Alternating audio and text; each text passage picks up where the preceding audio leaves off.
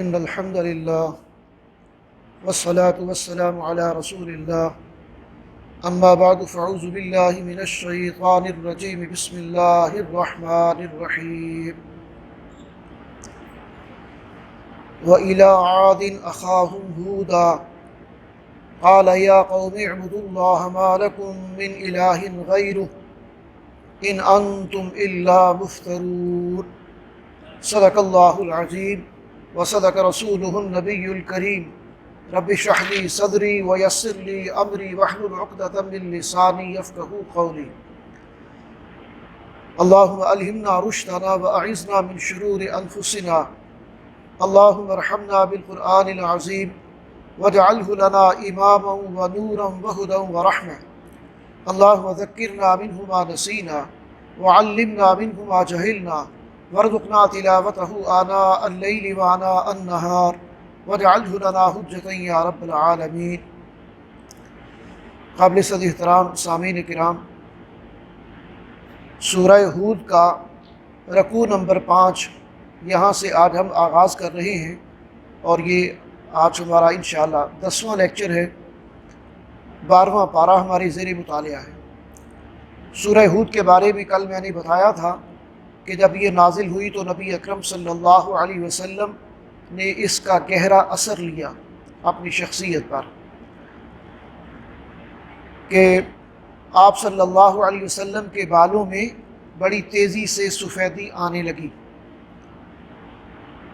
تو بعض صحابہ نے پوچھا کہ اللہ کے رسول، ہم دیکھ رہے ہیں کہ آپ بڑی جلدی سے بالوں میں سفیدی آ رہی ہے اور بڑھاپے کے آثار نظر آ رہے ہیں۔ تو آپ صلی اللہ علیہ وسلم نے فرمایا کہ شیبتنی ہودا و اخواتها، سورہ ہود اور اس جیسے مضامین رکھنے والی دوسری صورتیں انہوں نے مجھے بوڑھا کر دیا۔ اس کی وجہ کیا ہے کہ ان صورتوں کے اندر پہلی قوموں پر جو عذاب آئے ان کا ذکر ہے۔ قوم نوح پر عذاب آیا، قوم ہود پر عذاب آیا، قوم صالح پر عذاب آیا، قوم لوط پر عذاب آیا، قوم شعیب پر عذاب آیا، اب ان کا ذکر ہے۔ تو قرآن مجید میں ظاہر ہے کہ یہ ذکر قصے کہانی کے طور پر نہیں ہے، یہ عبرت کے طور پر ہے۔ تو اب اس میں پیغام یہ تھا کہ اب مکہ والوں کی مہلت بھی ختم ہوا چاہتی ہے۔ آپ صلی اللہ علیہ وسلم نے ان پر ابلاغ کا حق ادا کر دیا، ان پر حجت قائم کر دی۔ اب بھی اگر وہ نہیں دین حق کی طرف آتے اور آپ کی اتباع نہیں کرتے تو پھر وہ اللہ کے عذاب کی زد میں آئیں گے۔ تو آپ صلی اللہ علیہ وسلم اس بات کو سمجھ رہے تھے، اس لیے آپ اس کا گہرا اثر جو ہے وہ لے رہے تھے، اور اس کی وجہ سے آپ صلی اللہ علیہ وسلم کی شخصیت پر بڑھاپے کے آثار نمایاں ہونے لگے۔ کل ہم جو پڑھا اس میں حضرت نوح علیہ السلام کی قوم کا ذکر اور پھر ان پر عذاب کا جو واقعہ ہے وہاں تک ہم نے پڑھا کہ ان کی قوم پر طوفان کا عذاب آیا۔ طوفان بارش کی صورت میں آسمان سے بھی برسا اور نیچے زمین سے بھی پانی کے چشمے ابل پڑے، اور ہر طرف پانی ہی پانی، اور صرف وہی لوگ جو اہل ایمان ان کے ساتھ کشتی میں سوار ہوئے بس وہ بچ سکے، یہاں تک کہ ان کے بیٹوں میں سے ایک بیٹا جو ایمان نہیں لایا تھا وہ بھی اپنی قوم کے ساتھ اور حضرت نوح علیہ السلام کی آنکھوں کے ساتھ سامنے جو ہے اسے غرق کر دیا گیا۔ تو بہرحال اللہ تعالیٰ کے فیصلے جب ہوتے ہیں تو پھر اسی طرح کہ اس میں پھر یہ نہیں ہے کہ کون کس کا بیٹا ہے یا کون کس نسب اور حسب سے تعلق رکھتا ہے۔ اللہ کے ساتھ جو بھی تعلق اور رشتہ ہے وہ ایمان کا ہے، اطاعت اور فرما برداری کا ہے۔ اگر اللہ کے اوپر ایمان لا کر اس کی اطاعت اور فرما برداری کی جائے تو اللہ کی رحمتیں نازل ہوتی ہیں، اللہ کی رضا حاصل ہوتی ہے، اور اگر اللہ کی نافرمانی مسلسل کرتے چلے جائیں تو پھر مہلت ختم ہو جاتی ہے اور عذاب آ جاتا ہے۔ اب آج جو چھٹا رکوع ہے اس میں قوم عاد کا ذکر ہے کہ قوم عاد کی طرف اللہ تعالیٰ نے حضرت ہود علیہ السلام کو رسول بنا کر بھیجا۔ قوم عاد بھی بڑے قد کاٹھ والے اور بڑے طاقتور لوگ تھے، اللہ تعالیٰ نے ان کو مال و اسباب اور اولاد سے نوازا تھا، اور یہ اس کے بہت دل دادا بھی تھے۔ تو حضرت ہود علیہ السلام نے انہیں اللہ کی توحید کی دعوت دی۔ دیکھیں یہ آپ کو اب جو بھی آگے ذکر آ رہا ہے اس میں ہر نبی کی دعوت میں مرکزی نقطہ جو ہے وہ یہ ہے توحید، اللہ کی وحدانیت، اللہ وحدہ لا شریک ہے، اس کے سوا کسی کی عبادت جائز نہیں، اللہ کی بندگی کرو، اللہ کی عبادت کرو۔ تمام نبی اور رسول اسی کی دعوت دیتے ہوئے نظر آ رہے ہیں، آدم علیہ السلام سے لے کر جناب محمد رسول اللہ صلی اللہ علیہ وسلم تک تمام انبیاء اور رسول کی دعوت کا یہ مرکزی نقطہ ہے کہ توحید کی دعوت۔ باقی جو عذاب آئے ان پر، ان میں سے اس کے علاوہ شرک بہت بڑا ظلم ہے، بہت بڑا گناہ ہے، لیکن اس کے علاوہ بھی ان کے اندر کچھ خرابیاں پیدا ہو چکی تھیں، اور ان کی جو بھی کوئی نمایاں ترین خرابی تھی اس کی طرف اشارہ کیا گیا کہ ان کے اندر تکبر، غرور اور ہٹ دھرمی یہ اس حد تک تھی کہ وہ حضرت ہود علیہ السلام کا مذاق اڑانے لگے اور چیلنج کرنے لگے کہ وہ عذاب لے کیوں نہیں آتے جس سے آپ ہمیں ڈراتے رہتے ہیں۔ بالآخر پھر اللہ کا عذاب آیا، اور اس قوم پر جو عذاب آیا وہ تیز ہوا کا عذاب تھا۔ قوم ہود پر جو عذاب آیا تیز ہوا کا عذاب، 7 لیال و 8 ایام، 7 راتیں اور 8 دن ان پر طوفان چلتا رہا، اور یہ بڑے قد کاٹ والے لوگ تھے، ان کو اٹھا اٹھا کر پٹک پٹک کر پھینکا اور ان کو جسموں کو چورا چور کر دیا، اور اس طرح انہیں نشان عبرت بنا دیا کہ جو بھی اپنے رسول کی دعوت کا انکار کرتے ہیں، ہٹ دھرمی اختیار کرتے ہیں اور اللہ پر ایمان نہیں لاتے، تو پھر ان کو اللہ کے عذاب سے کا سامنا جو ہے وہ کرنا پڑتا ہے۔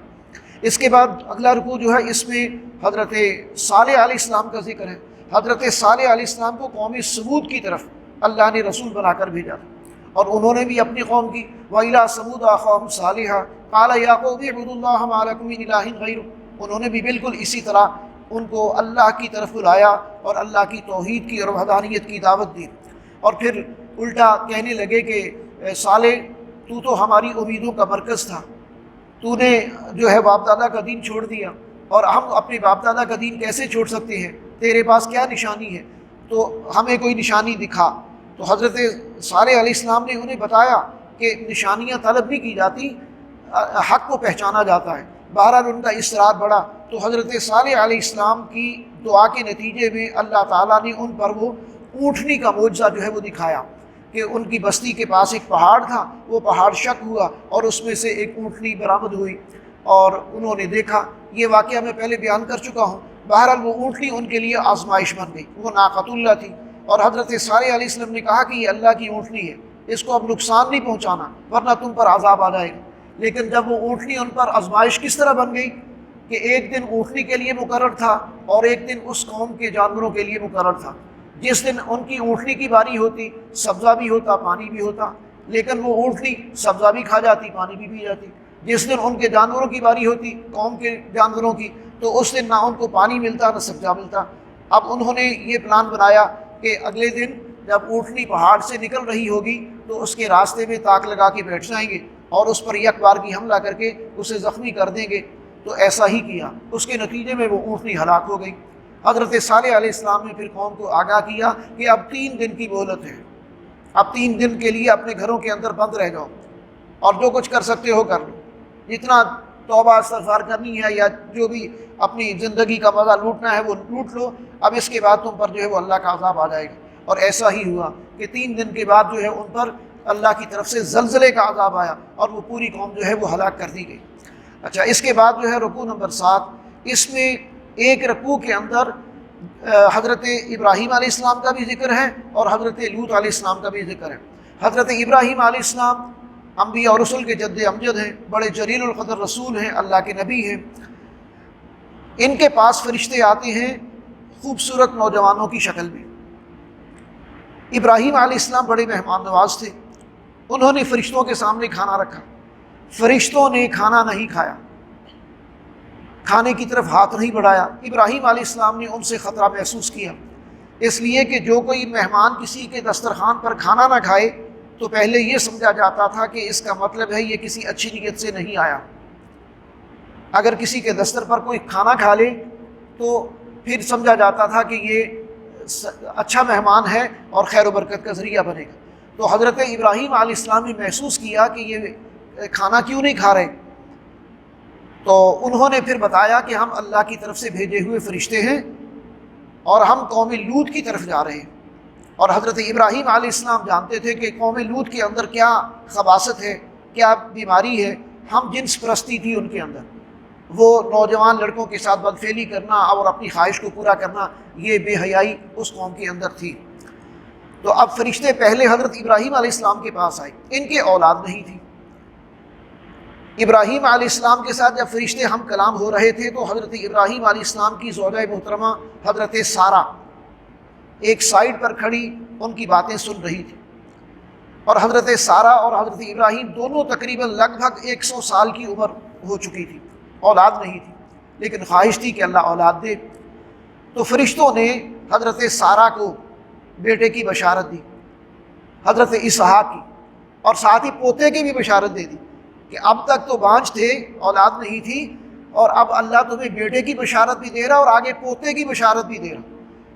تو حضرت اسحاق علیہ السلام حضرت سارہ کے وطن سے ہیں، حضرت ابراہیم علیہ السلام کے بیٹے، اور پھر آگے انہی کے بیٹے ہیں حضرت یعقوب، اور یعقوب علیہ السلام سے پھر آگے 12 بیٹے ان کے جو ہیں وہ قوم بنی اسرائیل ہے۔ تو آج حضرت یعقوب علیہ السلام کی اولاد میں سے حضرت یوسف اور حضرت یعقوب کا ذکر بھی سورہ یوسف کے اندر آئے گا۔ تو بہرحال وہ عورت جو ہیں وہ حضرت ابراہیم علیہ السلام کی زوجہ محترمہ، وہ ایک دم تھوڑا انہوں نے عجیب فیل کیا، سٹ پٹا گئی۔ قالت یا ویلتا اعجزت، قالت یا ویلتا، اس نے کہا کہ کیا اس حالت میں میرے جو ہے وہ بیٹا ہوگا جبکہ میں بوڑھی ہوں اور بانجھ ہوں اور میرا شوہر جو ہے وہ بوڑھا ہے؟ تو فرشتوں نے کہا اتعجبین من امر اللہ، کیا تو اللہ کے حکم میں تعجب کرتی ہے؟ اللہ کے لیے کوئی چیز رکاوٹ نہیں ہوتی۔ اللہ جب کسی کو نوازنے کا فیصلہ کر لیتا ہے تو یہ انسانوں کے لیے رکاوٹیں ہو سکتی ہیں، اللہ کے لیے کیا رکاوٹ ہے؟ اللہ تو اپنی قدرت کاملہ کے ساتھ جس کو چاہے جب چاہے جس عمر میں چاہے نوازے، لہذا اللہ تعالیٰ نے انہیں بیٹے کی بشارت دی۔ جب ابراہیم علیہ السلام کے سامنے لوط علیہ السلام کا اور اس کی قوم کا ذکر کیا گیا تو ابراہیم علیہ السلام بڑے حلیم اور رشید تھے، تو انہوں نے کہا کہ تم ادھر کیوں جا رہے ہو؟ پوچھا تو بتایا کہ اللہ نے اس قوم کو عذاب دینے کا فیصلہ کر لیا، اور ان میں کچھ اہل ایمان بھی تھے۔ تو ساتھ یہ بھی بتا دیا کہ لوط علیہ السلام کو اور جو ان پر ایمان لائے ہوئے ہیں ان کو ہم بچا لیں گے۔ یہ اللہ تعالیٰ کا طریقہ اور اس کی سنت رہی ہے کہ جب بھی کسی قوم پر عذاب آیا تو جو بھی اہل ایمان تھے، حضرت نوح علیہ السلام کے ساتھ اہل ایمان کو بچا لیا گیا، حضرت ہود علیہ السلام کے ساتھ اہل ایمان کو بچا لیا گیا، حضرت صالح علیہ السلام کے ساتھ اہل ایمان کو بچا لیا گیا، باقی پوری قومیں جو ہیں وہ ہلاک کر دی گئی۔ تو لوط علیہ السلام کے بارے میں بھی بتا دیا کہ ان کو بھی ہم بچا لیں گے اللہ کے حکم سے۔ چنانچہ وہ گئے، اور قوم کے لوگوں کو جب خبر ملی کہ لوط علیہ السلام کے گھر میں نوجوان خوبصورت لڑکے آئے ہیں تو انہوں نے آ کے گھیراؤ کر لیا، اور انہوں نے سمجھا کہ ہمارا شکار آیا ہوا۔ تو لوط علیہ السلام نے انہیں بہت سمجھایا لیکن وہ باز نہ آ رہے تھے۔ تو لوط علیہ السلام نے اپنی بے بسی کا اظہار اس انداز میں کیا کہ لو ان لی بکم قوۃ او آوی الی رکن شدید، کاش کہ میرے پاس تمہارے مقابلے کی قوت ہوتی۔ جب فرشتوں نے حضرت لوط علیہ السلام کی یہ کیفیت دیکھی تو انہوں نے کہا کہ گھبراؤ نہیں، ہم اللہ کی طرف سے بھیجے ہوئے فرشتے ہیں، ہم عام انسان نہیں ہیں، تو یہ آپ کے پاس قریب بھی نہیں آ سکیں گے۔ بس اللہ نے فیصلہ کر دیا ہے اب اس قوم کو ہلاک کرنے کا۔ اب آپ ایسا کرنا کہ رات کے پچھلے پہر جو آپ پر ایمان لا چکے ہیں ان کو لے کے اس بستی سے نکل جائیں۔ اور آپ کی بیوی حضرت لوط کی بیوی بھی ان پر ایمان نہیں لائی تھی، حضرت نوح کی بیوی بھی ان پر ایمان نہیں لائی تھی، تو فرمایا کہ اس کو نہیں، اس کو چھوڑ دینا پیچھے رہنے والوں کے ساتھ۔ لہذا ایسا ہی ہوا کہ حضرت لوط علیہ السلام ایمان والوں کو لے کر نکلے، اور اس کے بعد جو ہے اللہ تعالیٰ کی طرف سے عذاب نازل ہوا، اور اس بستی کو فجعلنا عالیہا سافلہا وامطرنا علیہا حجارۃ من سجیل ممدود، اور آسمان کی طرف اٹھایا اور زمین پر پٹخ دیا، اور پھر ان کے اوپر پتھروں کی بارش کی، اور اس طرح پوری بستی جو ہے اس کو تباہ و برباد کر دیا اور نشان عبرت بنا دیا۔ اچھا، اس کے بعد جو ہے وہ آگے ذکر آ رہا ہے حضرت شعیب علیہ السلام کی قوم کا۔ حضرت شعیب علیہ السلام کی قوم بھی، ایک تو یہ قوم شرک میں مبتلا تھی، دوسرا اس کے اندر بڑی خرابی کیا تھی، یہ تجارت پیشہ قوم تھی لیکن ڈنڈی مارتی تھی۔ تو حضرت شعیب علیہ السلام انہیں کہتے تھے اوف الکیل والمکیال، کہ ناپ تول میں کمی نہ کرو، پورا تول کر دو، وزنوا بالقسطاس المستقیم، اور صحیح ترازو کے ساتھ جو ہے وہ تول کر دو، ناپ تول میں کمی نہ کرو، اس سے جو ہے وہ اللہ کی ناراضگی اور اس کا عذاب بھڑکتا ہے اور زمین کے اندر فتنہ اور فساد پیدا ہوتا ہے۔ تو قوم کے لوگ کہنے لگے کہ شعیب تمہیں کون سی بات ہے جو روک رہی ہے؟ اصلاتک تأمرک ان نترک آباؤنا، کہ کیا تیری نماز جو ہے وہ روکتی ہے کہ تو ہمیں ہمارے باپ دادا کے دین سے بیدار کرنے کے لیے آ گیا ہے اور سمجھانے کے لیے آ گیا ہے؟ اگر ہمیں تیرا اور تیری قوم کا لحاظ نہ ہوتا تو ہم جو ہے وہ تیرے ساتھ نبڑ لیتے۔ تو حضرت شعیب علیہ السلام فرماتے ہیں کہ تمہیں میری قوم کا لحاظ ہے، اللہ کا ڈر نہیں ہے، اللہ پکڑنے والا ہے۔ انہیں بہت سمجھایا لیکن وہ ناپ تول میں کمی سے باز نہ آئے، تو نتیجتاً اس قوم پر بھی اللہ کا عذاب آیا اور ان پر بھی مطلب ہے کہ زلزلے کا عذاب آیا، اور اس طریقے سے وہ قوم بھی تباہ و برباد کر دی گئی۔ اب دیکھیں یہ ایک ایک بڑی خرابی ان کی اس کو بیان کیا جا رہا ہے، اور اس کے بعد جو ہے وہ ان پر عذاب کی وعید جو ہے وہ سنائی گئی ہے۔ آگے رکوع نمبر 9 ہے، اس میں حضرت موسیٰ علیہ السلام کے بارے میں فرمایا کہ حضرت موسیٰ علیہ السلام کو وَأَرْسَلْنَا مُوسَىٰ إِلَىٰ فِرْعَوْنَ، کہ موسیٰ علیہ السلام کو بِآیاتِنَا، اللہ تعالیٰ نے اپنی نشانیاں دے کر موسیٰ علیہ السلام کو فرعون کی طرف بھیجا، اور انہوں نے اس کو ایمان لانے کی دعوت دی، لیکن جو ہے وہ فرعون بھی موسیٰ علیہ السلام کی آواز پر اس نے لبیک نہ کہی اور ایمان نہ لایا، اور وہ اپنی ہٹ درمی پر جو ہے وہ اڑا رہا۔ اور اس نے حضرت موسیٰ علیہ السلام نے اسے سمجھایا کہ دیکھو پہلے بھی اللہ بہت ساری قوموں پر عذاب نازل کر چکا ہے، تو اگر تم باز نہیں آتے تو اللہ کی طرف سے تم پر عذاب آئے گا، لیکن وہ باز نہیں آیا۔ تو پھر قرآن مجید میں بیان کیا گیا کہ یہ فرعون وہ بدبخت ہے کہ یہ قیامت کے دن اپنی پوری قوم کے لوگوں نے فرعون کی پیروی کی، موسیٰ علیہ السلام کو چھوڑ دیا، تو اب فرعون جو ہے وہ پوری قوم کو لے کر جہنم میں جائے گا۔ وہ اپنی قوم کو ظاہرہ جیسے لیڈر ہوں گے ویسی ان کی قوم، اور جہاں لیڈر جائیں گے وہاں قوم بھی جائے گی۔ تو وہ لیڈر ان کا جو تھا فرعون، وہ اپنی قوم کو لے کر جہنم میں جائے گا، اور جہنم کے اندر یا آخرت میں قیامت کے دن فرمایا کہ انسان جو ہے وہ 2 گروہوں میں تقسیم ہو جائیں گے، اور وہ 2 گروہ کیا ہیں؟ شقی و سعید۔ ایک تو ہوں گے شقی بدبخت لوگ وہ ہوں گے جنہوں نے انبیاء اور رسل کی دعوت کا انکار کیا، اور وہ جہنم کا ایندھن بنیں گے اور وہاں چیخ و پکار کریں گے جب ان کو عذاب ملے گا۔ اور سعید وہ ہوں گے جو نیک بخت لوگ ہیں جنہوں نے انبیاء اور رسل کی دعوت پر لبیک کہا، اور اس کے نتیجے میں وہ جنت میں جائیں گے اور جنت کی نعمتوں کے مزے لوٹیں گے۔ تو اللہ تبارک و تعالی ہمیں انبیاء اور رسل کی دعوت، اور بالخصوص نبی اکرم صلی اللہ علیہ وسلم کی جو دعوت ایمان ہے اور دعوت اسلام ہے اسے سمجھنے اور اس کے مطابق زندگی گزارنے کی توفیق عطا فرمائے، اور جو بھی کوتاہیاں ہیں آج موقع ہے، آج مہلت ہے، توبہ کر لی جائے اور اپنی اصلاح کر لی جائے، ورنہ انسان جو ہے وہ اللہ کے عذاب سے، اس کی پکڑ سے بچ نہیں سکتا۔ دنیا میں اگر بچ بھی جائے تو آخرت میں وہ پھر عذاب کا مستحق بن جاتا ہے۔ اسی طرح آخری رکوع کے اندر پھر بتایا گیا کہ عذاب سے بچتے کون ہیں۔ آخری رکوع یہ سورہ ہود کا ہے۔ اس 10ویں رکوع میں اہل ایمان کو تلقین کی کہ وہ حق پر ڈٹے رہیں، مشکلات کچھ بھی ہوں گھبرائیں نہیں، صبر کریں، اور کوئی کمپرومائز نہ کریں باطل کے ساتھ، کوئی سمجھوتا نہ کرے باطل کے ساتھ۔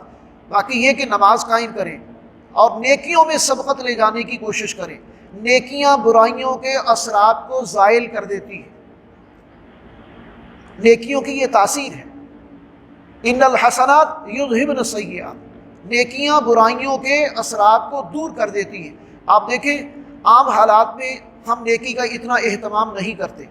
رمضان المبارک کے اندر اکثر نماز بھی پڑھنے لگ جاتے ہیں، روزہ بھی رکھتے ہیں، قرآن مجید کی تلاوت بھی کرتے ہیں، توبہ استغفار بھی کرتے ہیں، تو وہ جو گناہوں کی نحوست پہلے ہوتی ہے وہ آہستہ آہستہ چھٹ جاتی ہے، اور ہمارا دل نیک اعمال کے اندر لگنے لگتا ہے، اور ہمارے دل کے اندر ایک نور ایمان پیدا ہونے لگتا ہے، اور ہر انسان اپنے ایمان میں اضافہ محسوس کرتا ہے، اپنی ایک روحانی ترقی ہے جو محسوس کرتا ہے۔ تو یہ نیکیوں کے اثرات ہیں۔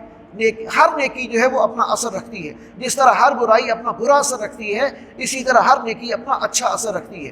تو اللہ کی مدد اور نصرت جو ہے وہ ہمیشہ ثابت قدم رہنے والوں کے ساتھ ہوتی ہے، صبر کرنے والوں کے ساتھ ہوتی ہے۔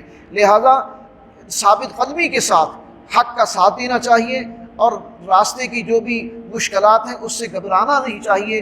کامیابی حق پر چلنے والوں کے حصے میں ہی آتی ہے۔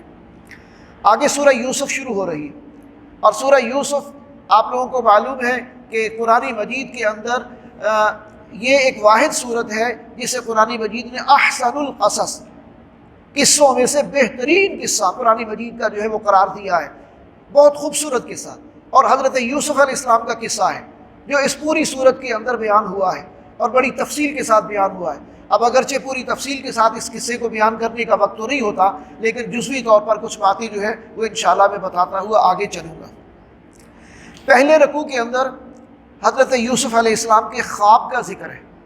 پہلی آیات تو قرآن مجید کی عظمت پر دلیل ہے کہ یہ اللہ تعالیٰ کا قرآن ہے اور اللہ تعالیٰ نے اسے عربی زبان میں نازل کیا ہے، اور عربی زبان میں نازل کرنے کا مقصد اور حکمت یہ ہے کہ اولین مخاطب جو ہے قرآن مجید کے وہ کون تھے؟ اہل عرب تھے۔ اب ظاہر ہے وہ اس کو سمجھیں گے، اس پر ایمان لائیں گے تو وہ اس کے مبلغ اور پرچارک بن کر کھڑے ہوں گے۔ اگر جو پہلے مخاطب ہیں وہی اس کو نہ سمجھ پائے تو پھر دوسروں تک اس کا پیغام جو ہے وہ کون پہنچائے گا؟ تو اس لیے جب بھی کسی قوم کی طرف کوئی کتاب نازل کی گئی یا کسی قوم کی طرف کوئی رسول بھیجا گیا تو ہم پیچھے پڑھ کے آئے ہیں کہ اللہ تعالیٰ نے صالح علیہ السلام کو اسی قوم میں سے لیا، چنا، حضرت ہود علیہ السلام کو انہی قوم میں سے لیا، حضرت لوط علیہ السلام کو انہی کی قوم میں سے لیا، حضرت شعیب علیہ السلام کو انہی کی قوم میں سے لیا۔ اسی طرح جناب محمد رسول اللہ صلی اللہ علیہ وسلم کی بعثت اولین تو عرب کے لیے تھی، اولین تو عرب کے لیے تھی، آپ خاص طور پر اہل عرب کے لیے اور عام طور پر پوری انسانیت کے لیے نبی اور رسول بنا کر بھیجے گئے۔ تو بہرحال قرآن مجید کی عظمت اور اس کی شان جو ہے وہ بیان کی گئی ہے۔ پھر حضرت یوسف علیہ السلام کا خواب ہے پہلے رکوع کے اندر جو بیان کیا گیا۔ انہوں نے خواب دیکھا تھا کہ انی رأیت احد عشر کوکبا والشمس والقمر رأیتهم لی ساجدین۔ احد عشر کوکب، 11 ستارے، ایک سورج، ایک چاند انہیں سجدہ کر رہے ہیں۔ حضرت یوسف علیہ السلام نے یہ خواب دیکھا اور انہوں نے اپنے والد حضرت یعقوب علیہ السلام کے سامنے بیان کر دیا۔ حضرت یعقوب علیہ السلام اللہ کے نبی تھے، وہ پہچان گئے کہ یہ تو بڑا عظیم خواب ہے۔ انہوں نے کہا کہ بیٹا یہ خواب اپنے بھائیوں کے سامنے نہ بیان کرنا۔ حضرت یعقوب علیہ السلام کی 2 شادیاں تھیں یا 2 بیویوں سے اولاد تھی کہ ایک میں سے 10 بیٹے تھے اور ایک میں سے 2 بیٹے تھے۔ 10 بیٹے پہلی بیوی میں سے تھے اور 2 بیٹے حضرت یوسف اور حضرت بنیامین یہ دوسری بیوی میں سے تھے۔ حضرت یوسف سارے بھائیوں میں اللہ تعالیٰ نے انہیں کو ایسا حسن اور ایسی کشش اور ایسی معصومیت دی تھی کہ حضرت یوسف علیہ السلام، حضرت یعقوب علیہ السلام جو ہے وہ ان کا بہت زیادہ کرتے تھے۔ باقی بیٹے بھی والدین کو پیارے ہوتے ہیں، کسی ایک بیٹے سے زیادہ محبت کا مطلب یہ نہیں ہوتا کہ والدین دوسرے بچوں کو نظر انداز کر رہے ہیں یا ان کو بالکل جو ہے وہ ان کی طرف توجہ نہیں ہے۔ اصل میں بچے ہیں یہ فیل کر لیتے ہیں بسا اوقات کہ ہمارے ساتھ شاید ایسا ہو رہا ہے، حالانکہ والدین کی شعوری کوشش ہوتی ہے کہ بچوں کے درمیان کوئی تفریق پیدا نہ کی جائے۔ بہرحال بھائیوں کے اندر ایک جیلسی تھی، ایک حسد تھا، تو باپ نے بھی اس بات کو نوٹ کر لیا۔ والدین محسوس کر لیتے ہیں نا کہ بھائی جو ہے ایک دوسرے کے بارے میں کیا رائے رکھتے ہیں۔ انہوں نے کہا کہ بیٹا اپنے بھائیوں کے سامنے یہ خواب جو ہے وہ بیان نہ کرنا، ورنہ وہ تیرے ساتھ تیرے خلاف کوئی چال چلے گی، اور یہ شیطان ہے جو بھائیوں کے درمیان دشمنی پیدا کر دیتا ہے اور ناراضگیاں پیدا کر دیتا ہے، اور اس کے نتیجے میں پھر جو ہے وہ بسا اوقات معاملات بگڑ جاتے ہیں۔ تو بہرحال انہوں نے خواب بھائیوں کے سامنے بیان تو نہیں کیا، لیکن بھائی مسلسل یہ نوٹ کر رہے تھے کہ والد یوسف علیہ السلام کو زیادہ توجہ دیتے ہیں، زیادہ ان کے ساتھ پیار اور محبت کرتے ہیں۔ اچھا اس کی ایک وجہ اور بھی تھی، یوسف علیہ السلام کا انتقال ہوا تھا جب ان کی پیدائش ہوئی تو اس وقت ان کی والدہ کا انتقال ہو گیا۔ میں شاید غلط کہہ گیا ہوں، یوسف علیہ السلام کی جب پیدائش ہوئی تو اس وقت ان کی والدہ کا انتقال ہو گیا۔ اب بچہ پیدا ہوتے ہی والدہ کا انتقال ہو جائے یا چھوٹی عمر میں ہو والدہ کا انتقال ہو جائے تو والدین کو، باپ کو ایک خاص ہمدردی باقیوں کی نسبت اور زیادہ پیدا ہو جاتی ہے کہ اب اس نے وہ ماں کا رول جو ہے وہ بھی پلے کرنا ہوتا ہے۔ تو بہرحال اس طرح کی صورتحال بھی تھی۔ بعض مفسرین نے اس طرح بھی بیان کیا ہے کہ ان کی والدہ بچپن میں وفات پا گئی تھی، اس لیے حضرت یوسف علیہ السلام حضرت یعقوب علیہ السلام کو زیادہ محبوب تھے۔ اب دوسرے رکوع کے اندر بھائیوں کی پھر وہ سازش ہے یا چال ہے جو انہوں نے چلی، اس کا ذکر ہے۔ بھائیوں نے جب محسوس کر لیا کہ باپ ہماری طرف توجہ نہیں کر رہا تو انہوں نے کہا کہ کیوں نہ ہو کہ اس کو راستے سے ہٹایا جائے، تاکہ یہ نہ سامنے ہوگا نہ اس کی طرف توجہ جائے گی، جب ہم ہی سامنے ہوں گے تو ظاہر ہماری طرف ہی توجہ کرے گا۔ لہذا انہوں نے باہم مشورے سے ایک بہانہ گھڑا۔ بہانہ یہ گھڑا کہ ابا جان یوسف ہمارا بھائی ہے، ہم روزانہ جنگل میں جاتے ہیں بکریاں چرانے کے لیے، اس کو بھی ہمارے ساتھ بھیج دیا کریں، یہ ہمارے ساتھ وہاں کھیل کود کر لے، بکریاں چرائے، کھیلے کودے، جنگل کے پھل کھائے، اس طرح جا کے مزے کرے۔ یہ بھی والد نے تھوڑا محتاط تھے، انہوں نے پہلے تو تھوڑا اوائڈ کیا، لیکن جب 10 بچے ایک طرف ہو جائیں تو باپ کیا کرے گا؟ باپ نے اتفاق کر لیا کہ ٹھیک ہے کل جب جاؤ تو اس کو لے جانا ساتھ۔ اب وہ ساتھ لے گئے، اور وہاں جا کر پھر انہوں نے ایک آپس میں پہلے تو منصوبہ بنایا، پہلے مشورہ یہ کیا کہ ان کو قتل کر دیا جائے۔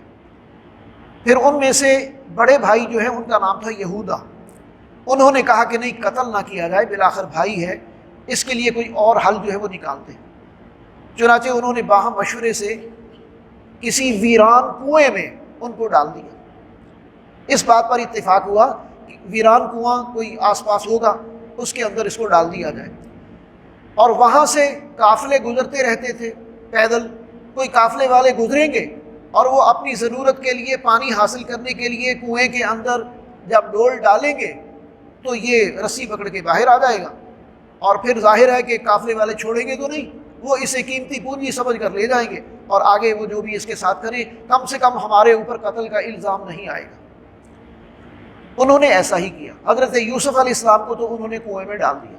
جب وہ یہ کر رہے تھے تو اللہ تعالیٰ نے یوسف علیہ السلام کو بشارت دے دی اور ان کے دل کو مطمئن کر دیا کہ گھبراؤ نہیں، ایک وقت آئے گا کہ جب آپ اپنے بھائیوں کو یہ جو زیادتی ہے یہ ریئلائز کرواؤ گے کہ تم نے میرے ساتھ یہ کیا تھا۔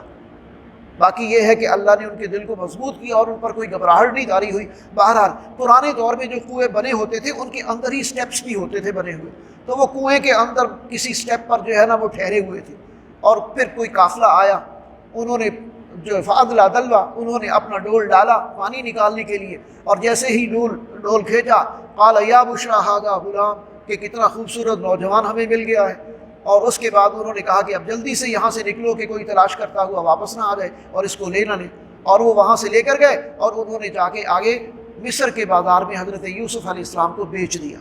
یہاں تک جو ہے، اور حضرت یوسف علیہ السلام کے دل میں اللہ نے یہ بات ڈال دی تھی کہ آپ نے ثابت قدم رہنا ہے، صبر رکھنا ہے، اللہ کی مدد انشاءاللہ آپ کے ساتھ رہے گی اور آپ کو کوئی نقصان نہیں پہنچے گا۔ مصر کے بازار میں مصر کی حکومت کا ایک ذمہ دار، جسے گورنر کہہ لیں یا عزیز مصر کہہ لیں، وہ گیا ہوا تھا اپنے گھر کے لیے کوئی خادم تلاش کرنے کے لیے، اور ساتھ اس کی بیوی بھی تھی۔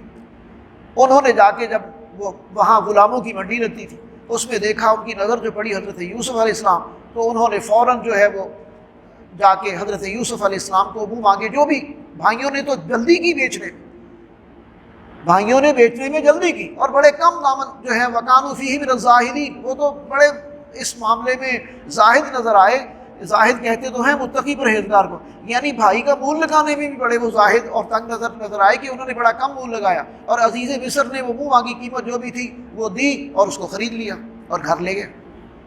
اب اللہ تعالیٰ کی طرف سے یہ انتظام ہو گیا، گورنر مصر یا عزیز مصر اور اس کی بیوی گھر لے کر گئے۔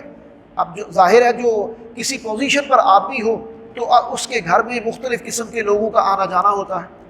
حضرت یوسف علیہ السلام کی تربیت اس گھر میں ہونے لگی، وہ بچپن سے لڑکپن تک اور جوانی تک وہاں اسی گھر کے اندر پہنچے، عزیز مصر کے گھر میں۔ عزیز مصر جو ہے اس کی بیوی کے اولاد نہیں تھی، زلیخا اس کا نام آتا ہے، وہ بھی بڑی خوبصورت تھی لیکن اس کے اولاد نہیں تھی۔ اب جب کافی عرصہ گزر گیا اور اتنے میں حضرت یوسف علیہ السلام بھی بہرحال جوان ہو گئے، اور وہ بھرپور جوان تھے اور بہت خوبصورت تھے اور اللہ نے بڑی کشش ان کے اندر رکھی تھی، تو اب وہ عورت جو ہے اس کی نیت میں بگاڑ پیدا ہوا۔ اس نے چاہا کہ میں یوسف کو اپنی طرف مائل کروں اور یہ میرے ساتھ ملوث ہو تاکہ مجھے اس سے اولاد حاصل ہو، لہذا اس نے جو ہے وہ یوسف علیہ السلام کے ساتھ چال چلی اپنے قابو میں کرنے کی۔ اس نے اپنے محل کے اندر کسی ایسے گہرے کمرے کے اندر اس کو لے گئی اور دروازے بند کرتی گئی، اور دروازے بند کر کے تو یوسف علیہ السلام کو اس نے آمادہ کرنے کی کوشش کی۔ یوسف علیہ السلام نے اللہ کی مدد مانگی اور اللہ سے پناہ طلب کی، اور اللہ تعالیٰ نے یوسف علیہ السلام کے دل میں ڈالا۔ یوسف علیہ السلام اس سے بچنے کے لیے بھاگے، جب بھاگے تو وہ عورت پیچھے بھاگی، وہ چاہتی تھی کہ یہ میرے ساتھ ملوث ہو جائیں۔ یوسف علیہ السلام بھاگے، جب دروازے جس دروازے کے قریب پہنچتے وہ خود بخود کھلتا چلا جاتا، یہ اللہ کی مدد تھی، اور دروازے کھلتے گئے۔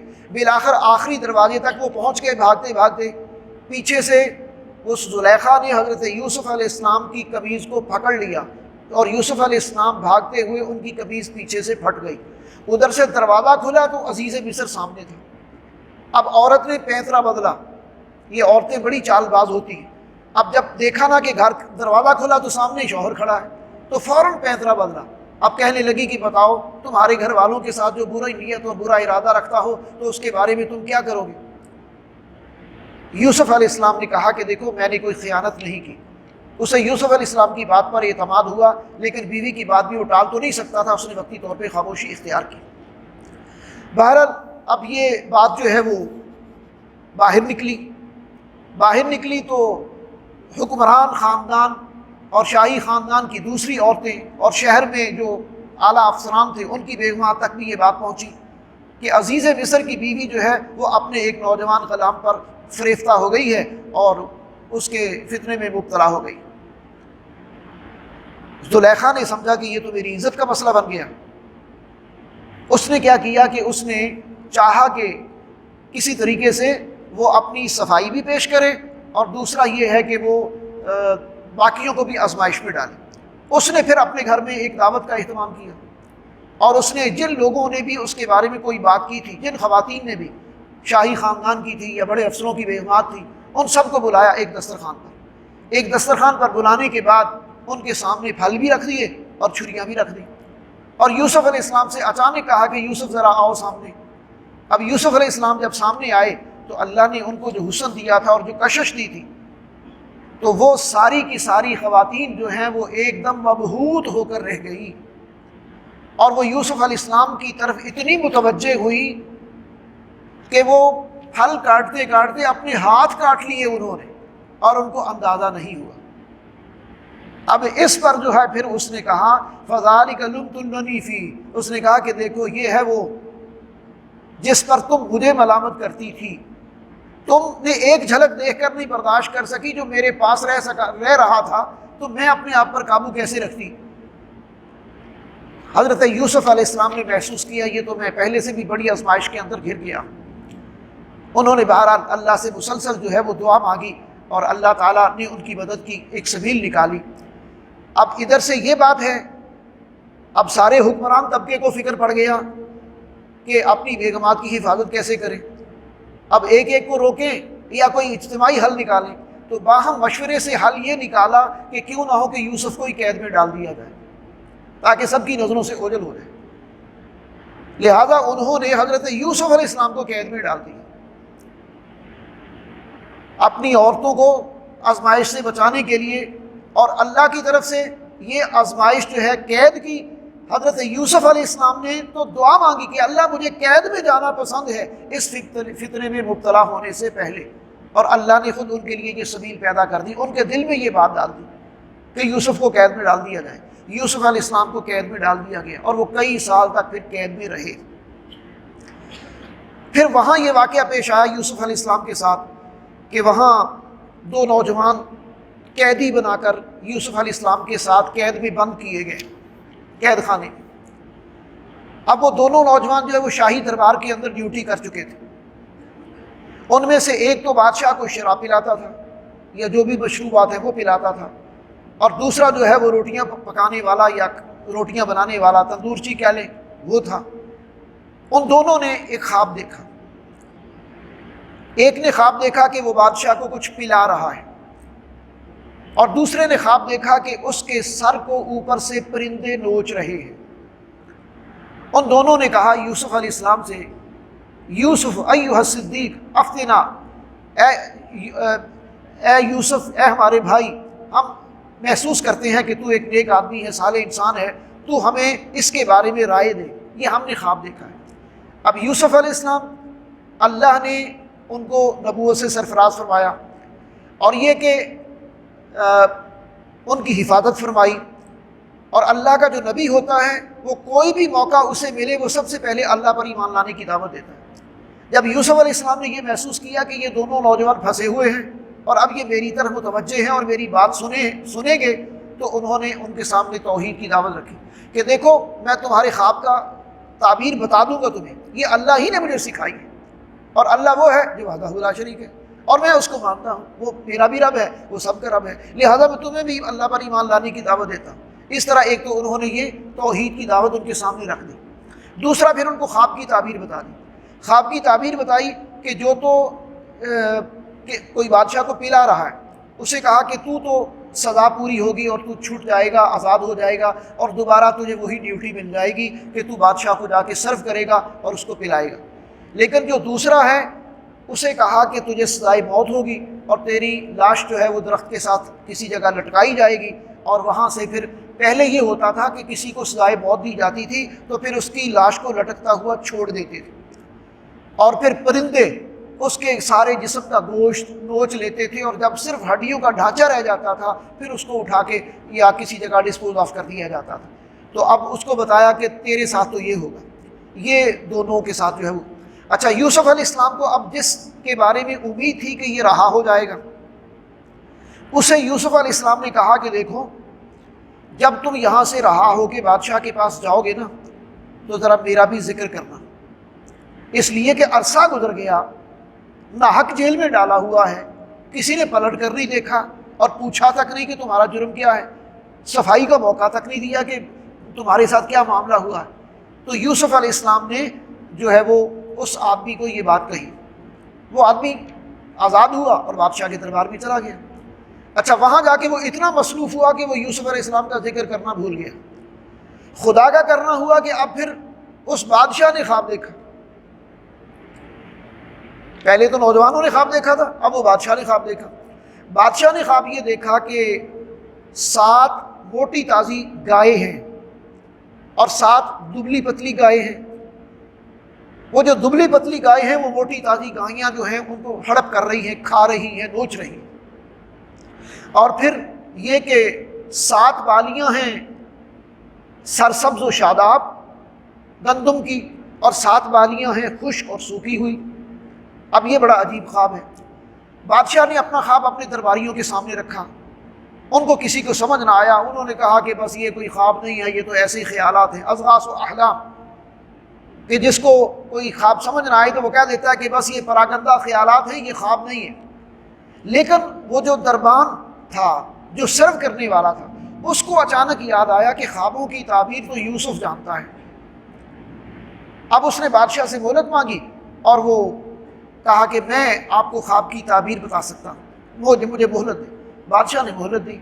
وہ آیا دوبارہ حضرت یوسف علیہ السلام کے بعد، اب آ کے پہلے تو خوشامد کی، اور چونکہ وہ بھول چکا تھا اور اس نے ذکر تک نہیں کیا تھا، اس نے خوشامدانہ انداز میں کہا کہ یوسف ہمارے بھائی، مجھے ذرا اس خواب کی تعبیر بتا۔ بادشاہ نے یہ خواب دیکھا ہے اور کوئی اس کی تعبیر نہیں بتانے پا رہا، تو آپ اس کی خواب کی تعبیر بتائیں۔ یوسف علیہ السلام نے خواب کی تعبیر بتا دی کہ دیکھو، پہلے جو ہے وہ خوشحالی کا دور آئے گا 7 سال تک، پھر جو ہے وہ 7 سال قحط کا دور آئے گا، تو اس میں جو ہے وہ شارٹیج پیدا ہو جائے گی خوراک کی۔ پھر اس کے بعد 1 سال ایسا آئے گا کہ جس میں خوب بارشیں ہوں گی، اور پھر وہ جو قحط کی کیفیت جو ہے وہ ختم ہو جائے گی۔ اب یہ خواب جو ہے جب جا کے اس نے اس کی تعبیر بتائی تو بادشاہ کو سمجھ آ گئی کہ یہ تو ایسی ہی ہو سکتی ہے تعبیر اس کی۔ اس نے پوچھا یہ بتایا کس نے؟ وہ جو پلانے والا تھا اس نے کہا کہ یہ یوسف نے بتایا ہے اور وہ جیل میں ہے۔ اب بادشاہ نے اپنی طرف سے آدمی بھیجے کہ جاؤ یوسف کو جیل سے نکال کے لاؤ۔ اب یہاں پھر یوسف علیہ السلام جو ہے وہ ان کی ایک آزمائش ہے۔ دیکھیں، وہ کئی سالوں سے ناحق جیل میں پڑے ہوئے تھے، لیکن جو باکردار لوگ ہوتے ہیں، جو اہل حق ہوتے ہیں، انہیں قید کی صعوبتیں یا قید کی پریشانیاں یا ظالموں کا ظلم جو ہے وہ کبھی بھی کمپرومائز کرنے پر تیار نہیں کرتا، کوئی سمجھوتا کرنے پر تیار نہیں کرتا۔ انہوں نے کہا کہ دیکھو، پہلے مجھ پر جو الزام لگا ہوا ہے پہلے اس کی تحقیق ہونی چاہیے، اس کے بعد میں جیل سے باہر جانا پسند کروں گا، ورنہ نہیں۔ انہوں نے بہت سمجھایا۔ اب اس پر یعنی یہ بات کہنے پر اللہ کے رسول صلی اللہ علیہ وسلم نے حضرت یوسف کو اپریشیٹ کیا۔ حدیث میں آتا حضور کہتے کہ میرے بھائی یوسف نے تو بڑا صبر کیا، اگر میں اس کی جگہ پر ہوتا اور مجھے پیغام ملتا تو میں فوراً چلا جاتا۔ یعنی اتنے عرصے کے بعد رہائی مل رہی ہے اور وہ بھی ناحق قید میں ہیں، آپ نے ایک قسم کی ان کی تحسین فرمائی کہ میرے بھائی یوسف نے جو ہے وہ بڑی ثابت قدمی کا مظاہرہ کیا اور فوراً جو ہے وہ پیغام ملتے ہی باہر جانا پسند نہیں کیا، کہ میرے کردار کے اوپر جو ایک الزام لگ چکا ہے پہلے اس کی تحقیق کی جائے۔ لہذا بادشاہ نے پھر اپنے وہ خاندان کی اپنی بیوی کو بھی اور وہ اپنے جو امیروں کی بیگمات تھی ان کو بھی سب کو بھی اکٹھا کیا اور ان سے پوچھا ما خطبکن اذ راوتن یوسف عن نفسی، اب بتاؤ تمہارا کیا معاملہ ہے کہ جب کہ یوسف کو تم نے بہکانے کی کوشش کی یا یوسف کا معاملہ ہوا تو کیا ہوا؟ سب نے یوسف علیہ السلام کی پاک دامنی کی گواہی دی کہ یوسف پاک دام ہے، ہم ہی ساری خطا کار تھی، ہم نے ہی یوسف علیہ السلام کو پھانسنے کی اور اپنے جال میں گھیرنے کی کوشش کی تھی، وہ پاک دامن ہے، وہ صاف ہے۔ لہٰذا انہوں نے گواہی دی تو پھر یوسف علیہ السلام کا یہ الزام جو لگا ہوا تھا ان کے اوپر وہ دھل گیا اور یوسف علیہ السلام جو ہے وہ ایک باکردار اور پاکیزہ اور صالح انسان کی حیثیت سے آزاد ہوئے اور بادشاہ نے انہیں اپنے پاس بلایا۔ اب بادشاہ کو ان کی صلاحیتوں کا اندازہ ہو گیا۔ بادشاہ نے کہا کہ یوسف ہم آپ کو ایک اعلیٰ مقام دینا چاہ رہے ہیں، اب میں رکوع کا نمبر نہیں لے رہا، میں واقعہ پورا کر رہا ہوں، تو ہم آپ کو اپنے پاس اپنا ایک مقرب آدمی، قریبی آدمی بنا کر رکھنا چاہتے ہیں۔ تو یوسف علیہ السلام نے کہا کہ ٹھیک ہے، اگر آپ واقعتاً مجھے اپنا قریبی ساتھی بنانا چاہتے ہیں تو مجھے خزائن الارض جو ہے وہ مجھے سونپ دیے جائیں، انی حفیظ علیم، یہ زمین کے خزانوں کا وارث، وزیر خزانہ مجھے بنا دیا جائے، اللہ نے مجھے سمجھ بوجھ دی ہے، میں ان کی حفاظت کر لوں گا، یہ جو تو نے خواب دیکھا ہے یہ کچھ ہو کر رہنے والا ہے اور میں اس کی منصوبہ بندی کر لوں گا۔ لہذا یوسف علیہ السلام نے جب وہ خوشحالی کے سال تھے ان میں جو قحط کے سالوں کی تیاری شروع کر دی۔ کیسے؟ انہوں نے کہا کہ جتنا بھی غلہ خوشحالی کے سالوں میں آ رہا ہے نا، اس کو سٹور کرتے چلے جاؤ، سٹور کرتے چلے جاؤ، لیکن اسے سٹوں سے نہیں نکالنا، یہ گندم سٹوں کے اندر ہی رہے، اس لیے کہ سٹوں سے نکال لی جائے گی تو گھن لگنے کا ڈر ہے، سٹوں کے اندر رہے گی تو گھن نہیں لگے گی۔ اب دیکھیں یہ اللہ نے سمجھایا انہیں، لہذا انہوں نے سارا غلہ سٹور کیا 7 سال کی خوشحالی کا اور سٹوں کے اندر رکھا، کہا کہ بس جتنی ضرورت ہے اتنا صاف کرو اور اتنا استعمال میں لاؤ، باقی جو ہے اس کو سٹور کر کے رکھو۔ اب پھر آگے اس کے بعد جو ہے وہ آگے وہ دور آ گیا کہ جس میں قحط شروع ہونا تھا۔ اب جب قحط پڑنا شروع ہوا تو اب وہ سٹور کیا ہوا غلہ استعمال کرنا شروع کر دیا۔ اب قحط پھیلا تو صرف مصر میں نہیں پھیلا، فلسطین اور شام اور باقی علاقوں میں بھی دور دور تک پھیل گیا۔ حضرت یوسف علیہ السلام کا اصل وطن کون سا تھا؟ فلسطین۔ حضرت یعقوب علیہ السلام فلسطین میں تھے، باقی بھائی بھی سارے فلسطین میں تھے، کنویں میں پھینکنے کا واقعہ بھی ان کے ساتھ فلسطین میں پیش آیا تھا، لیکن بعد میں اغواکار انہیں جو ہے وہ لے گئے تھے اور انہوں نے مصر میں جا کے انہیں بیچ دیا تھا۔ تو اب فلسطین کے لوگوں کے پاس خبریں پہنچی کہ مصر کے اندر غلہ بڑا سٹور ہے اور وہاں جو ہے وہ جو بادشاہ ہے وہ بھی بڑا رحم دل ہے اور وہ لوگوں کو غلہ تقسیم کرتا ہے، دیتا ہے، تو کیوں نہ ہو کہ ہم بھی، یوسف کے بھائیوں نے یہ سوچا اب فلسطین کے اندر کہ کیوں نہ ہو کہ ہم بھی مصر میں جائیں اور وہاں سے جا کر غلہ لے کر آئیں۔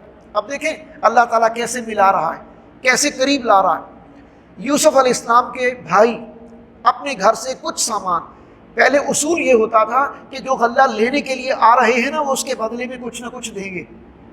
اب وہ 10 بھائی غلہ لینے کے لیے مصر پہنچ گئے۔ جیسے ہی وہ یوسف علیہ السلام کے دربار میں پہنچے تو یوسف علیہ السلام نے پہلی نظر میں ہی بھائیوں کو پہچان لیا۔ ظاہر ہے ان کو بھائیوں کو پہچاننا تو مشکل نہیں تھا، لیکن یوسف علیہ السلام چونکہ چھوٹی عمر کے تھے ابھی، اور اب وہ بھائی توقع بھی نہیں کر رہے تھے کہ اتنے عرصے بعد ملیں گے، اور یوسف کو تو انہوں نے موت کے حوالے کر دیا تھا اپنے طور پر، اور وہ بادشاہ بن چکے ہوں گے اور مصر کے وزیر خزانہ اور بادشاہ اصل وہی ہوں گے، تو ان کے تو وہم و گمان میں بھی نہیں تھا۔ بہرحال یوسف علیہ السلام نے سارے بھائیوں کو غلہ دیا۔ غلہ دینے کے بعد جو غلہ تقسیم کرنے والے تھے انہیں کہا کہ یہ جو فلسطین سے لوگ آئے ہوئے ہیں نا، ان کو غلہ دینا، اور دینے کے بعد جو یہ پونجی لے کر آئے ہیں بدلے میں دینے کے لیے وہ بھی ان کو ساتھ ہی واپس لوٹا دینا۔ یہ انہوں نے حسن سلوک کیا اپنے بھائیوں کے ساتھ کہ مزید مطلب ہے کہ ان کو کسی آزمائش میں نہیں ڈالا۔ چنانچہ وہ غلہ لے کر جب جانے لگے تو یوسف علیہ السلام نے کہا کہ نہیں، بھائیوں نے گھر آ کے اپنے والد سے کہا کہ وہ بادشاہ جو ہے وہ بڑا رحم دل ہے اور اس نے ہمیں غلہ بھی دیا ہے اور باقی مال بھی لوٹا دیا ہے ہمارا، تو کیوں نہ ہو کہ آئندہ سال جب ہم جائیں دوسرے چکر میں تو اپنے دوسرے بھائی بنیامین کو بھی ساتھ لے کر جائیں۔ اب بنیامین حضرت یوسف علیہ السلام کے بھائی تھے، ان کو بھی لے کر جائیں، ایک اونٹ کا بوجھ ہمیں اور مل جائے گا اور ہم اضافی غلہ لے کر آئیں گے۔ حضرت یعقوب علیہ السلام نے کہا کہ دیکھو، میں پہلے یوسف کا غم نہیں بھولا، اس کی جدائی میں رو رو کر ان کی آنکھیں ضائع ہو گئی تھی۔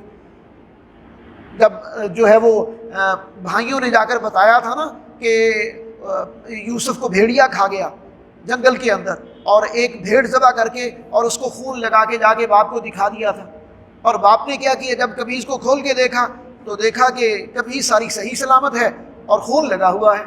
تو اب بھیڑیا تو اتنا سمجھدار نہیں ہو سکتا نا کہ پہلے قمیض اتارے اور پھر خون لگائے جی، تو ظاہر ہے یہ بھائیوں کی چال تھی، وہ سمجھ گئے تھے، تو اس لیے انہوں نے کہا کہ ٹھیک ہے، میں اپنے رب سے ہی اپنے غم اور دکھ کی فریاد جو ہے وہ کرتا ہوں، لیکن یہ ہے کہ تم لے جاؤ۔ بھائیوں نے اصرار کیا تو حضرت بنیامین کو بھی لے گئے۔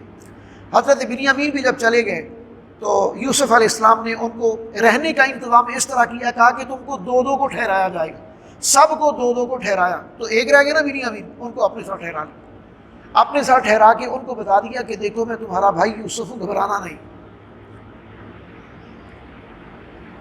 اچھا، پھر جو ہے وہ جب چلنے لگے تو ان کو اسی طرح غلہ دیا۔ غلہ دینے کے بعد وہ تقسیم کرنے والا جو پیمانہ تھا وہ بنیامین کے سامان کے اندر رکھ لیا۔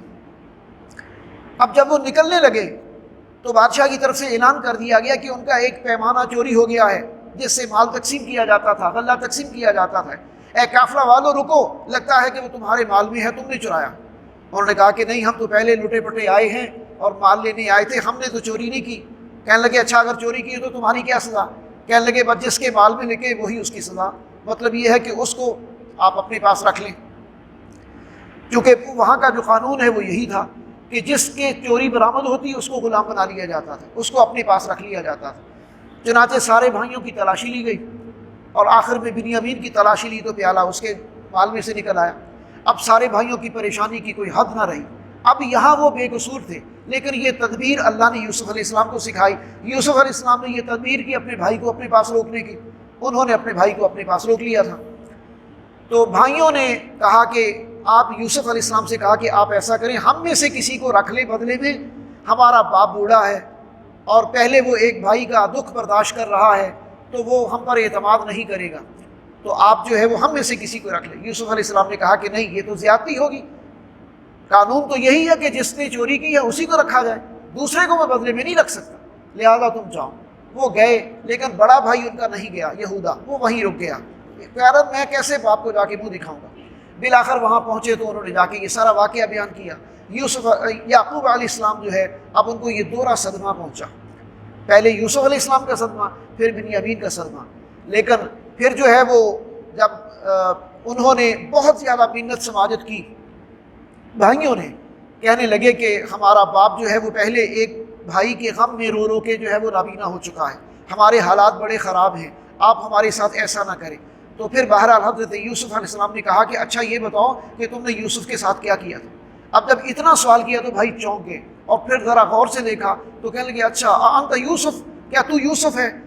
تو حضرت یوسف علیہ السلام نے کہا ہاں انا یوسف وہذا اخی، میں یوسف ہوں اور یہ بنیامین میرا بھائی ہے، یعنی ہم دونوں سخی بھائی ہیں، باقی بھی بھائی ہیں۔ پھر ان بھائیوں کو جو ہے وہ ایک قمیص دی حضرت یوسف علیہ السلام نے اپنی، اور کہا کہ میری قمیص لے جاؤ اور یہ والد محترم کو دینا، تو ان کی آنکھوں پہ وہ ڈالیں گے، چہرے پر ڈالیں گے، اور ان کو میری خوشبو بھی محسوس ہوگی اور ان کی بینائی بھی لوٹ آئے گی۔ اب یہ معجزانہ طور پر ہوا۔ ادھر سے یہ قافلہ چلا، ادھر یعقوب علیہ السلام نے ان کی خوشبو محسوس کرنا شروع کر دی، اور جا کے انہوں نے قمیص دی، انہوں نے اپنی آنکھوں پہ ڈالی اور چہرے پہ ڈالی، تو ان کی بینائی بحال ہو گئی۔ اب جو ہے وہ پھر وہاں سے یہ والدین حضرت یوسف اور ان کی سوتیلی والدہ، اور اس کے بعد حضرت یعقوب اور ان کی یعنی بھائی 10 اور باقی ان کی والدہ، یہ 10 بھائی اور والدین یہ وہاں آتے ہیں مصر میں۔ تو حضرت یوسف علیہ السلام پھر ان کا استقبال کرتے ہیں، استقبال کر کے ان کو اپنے ساتھ بٹھاتے ہیں، ان کا اکرام کرتے ہیں۔ تو وہاں پھر وہ انہیں تعظیمی سجدہ کرتے ہیں، تعظیمی سجدہ۔ اب یہ پہلی شریعتوں میں تعظیمی سجدہ جو ہے وہ جائز تھا، کہ 10 تارے اور ایک سورج اور ایک چاند، یعنی 10 بھائی اور ایک والدہ اور ایک باپ، یہ حضرت یوسف علیہ السلام کو سجدہ کر رہے تھے۔ اب یہاں یہ واقعہ پورا بیان کرنے کا مطلب کیا ہے کہ جس طرح اے نبی صلی اللہ علیہ وسلم برادران یوسف نے یوسف علیہ السلام کے ساتھ یہ معاملہ کیا، بالآخر ان کو قتل کرنے کا منصوبہ بنایا، اللہ نے بچا بھی لیا اور پھر ان سب کو یوسف کے سامنے لین حاضر بھی کر دیا، اور کھڑے ہوئے تھے یہ مجرموں کی طرح اور دیکھ رہے تھے کہ یوسف اب ان کے ساتھ کیا سلوک کرتا ہے۔ تو یوسف علیہ السلام نے اپنے بھائیوں کو معاف کر دیا تھا، یوسف علیہ السلام نے اپنے بھائیوں کو۔ اسی طرح مکہ والوں نے نبی صلی اللہ علیہ وسلم کے ساتھ کیا کیا تھا؟ یہ مکہ میں کون تھے؟ یہ بھی آپ کے بھائی بند تھے، انہوں نے آپ کو نکالا، آپ کی جان کے دشمن ہو گئے، بالآخر آپ فاتح کی حیثیت سے مکہ میں داخل ہوئے، اور مکہ والے سامنے اسی طرح کھڑے تھے جس طرح یوسف علیہ السلام کے بھائی ان کے سامنے کھڑے تھے۔ اور حضور نے پوچھا بتاؤ آج تمہارے ساتھ کیا کروں؟ تو انہوں نے کہا کہ آپ شریف بھائی ہیں، شریف بھائی کے بیٹے ہیں، آپ سے ہم حسن سلوک کی توقع رکھتے ہیں۔ آپ نے فرمایا جاؤ میں تمہارے ساتھ وہی سلوک کرتا ہوں جو یوسف نے اپنے بھائیوں کے ساتھ کیا تھا، لا تثریب علیکم اليوم، میں بھی تمہیں معاف کرتا ہوں، تم سے کوئی باز پرس نہیں۔ تو یہ لیسن ہے اس کے اندر کہ اللہ جس کی حفاظت فرماتا ہے اور جس کی مدد فرماتا ہے اس کو سر بلند کرتا ہے اور اس کا ساتھ دیتا ہے، اور کسی بھی موقع پر اللہ تعالیٰ اس کو جو ہے وہ حالات کے رحم و کرم پر نہیں چھوڑتا۔ آزمائشیں آتی ہیں انبیاء اور رسول پر، تو نبی اکرم صلی اللہ علیہ وسلم کو بھی اور ہمارے لیے بھی اللہ کے رسول فرماتے ہیں کہ یہ صبر کا راستہ ہے، یہ استقامت کا راستہ ہے۔ تو اہل ایمان کو صبر کا راستہ جو ہے، آزمائشوں کا راستہ جو ہے اس پر صبر کرنا چاہیے، ثابت قدمی دکھانی چاہیے، اور اللہ کی مدد جو ہے وہ ثابت قدم لوگوں کے ساتھ ہوتی ہے جو بھی مشکلات کے وقت صبر کرتے ہیں۔ آگے ہے سورہ رعد، اس کا بھی ہم تھوڑا سا مطالعہ کر لیں گے۔ سورہ رعد جو ہے، رعد کی لفظی معنی ہے کڑک۔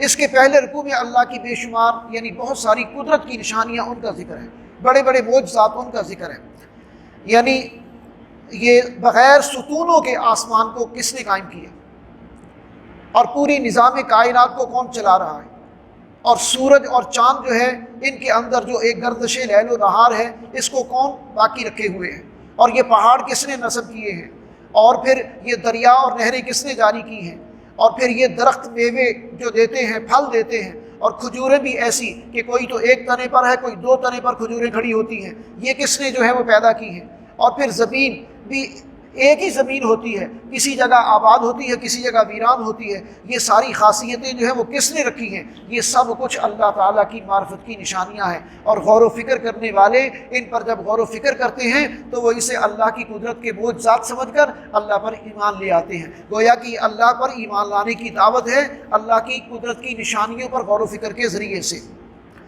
دوسرے رکوع کے اندر پھر ایک مثال کے ذریعے سے حق اور باطل کو واضح کیا گیا کہ حق کی مثال تو ایسی ہے جیسے سونا یا پانی، اور باطل کی مثال ایسے ہے جیسے جھاگ۔